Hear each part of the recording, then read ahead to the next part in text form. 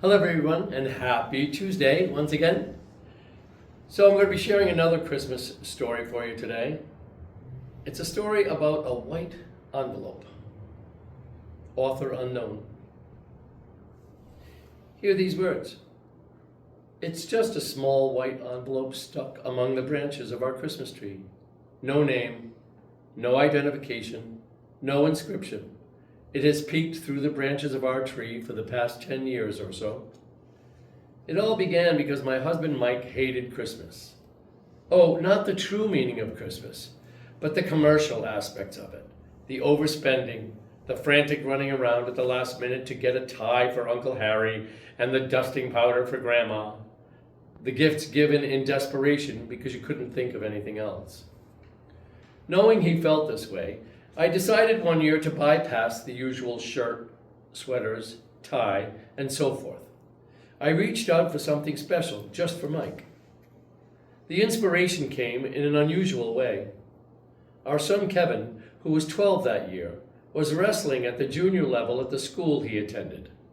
Shortly before Christmas, there was an anonymous league match against a team sponsored by an inner city church. These youngsters, dressed in sneakers so ragged that shoestrings seemed to be the only thing holding them together, presented a sharp contrast to our boys in their spiffy blue and gold uniforms and sparkling new wrestling shoes. As the match began, I was alarmed to see that the other team was wrestling without headgear, a kind of light helmet designed to protect a wrestler's ears. It was a luxury that the rag team obviously could not afford. Well, we ended up walloping them. We took every weight class.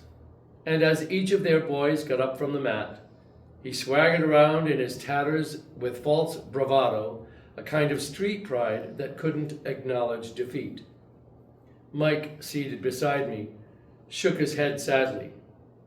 "I wish just one of them could have won," he said. "They have a lot of potential, but losing like this could take the heart right out of them." Mike loved kids, all kids, and he knew them, having coached Little League football, baseball, and lacrosse. That's when the idea for his present came.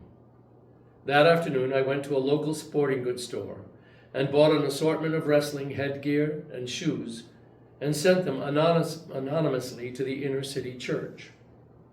On Christmas Eve, I placed the envelope on the tree, the note inside telling Mike what I had done and that this was his gift from me. His smile was the brightest thing about Christmas that year and in succeeding years. For each year, I followed the tradition. One year, sending a group of mentally handicapped youngsters to a hockey game.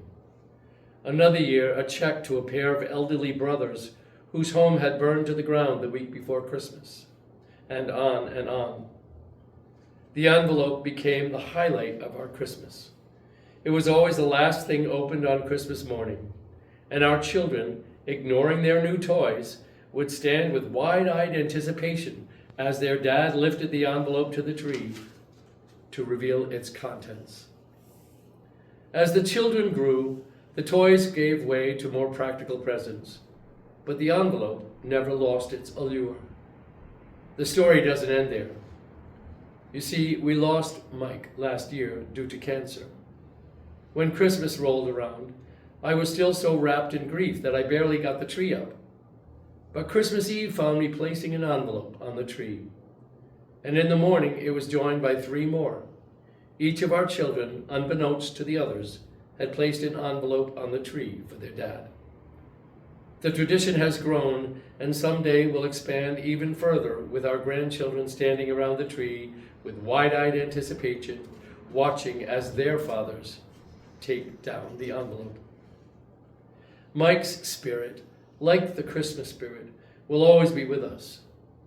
May we all remember Christ, who is the reason for the season, and a true Christmas spirit this year and always. God bless you all. If you have an inspirational story, share it with your friends, especially if it involves the gift of giving and the gift of love, which is the blessings that we celebrate because of our Savior, Jesus Christ.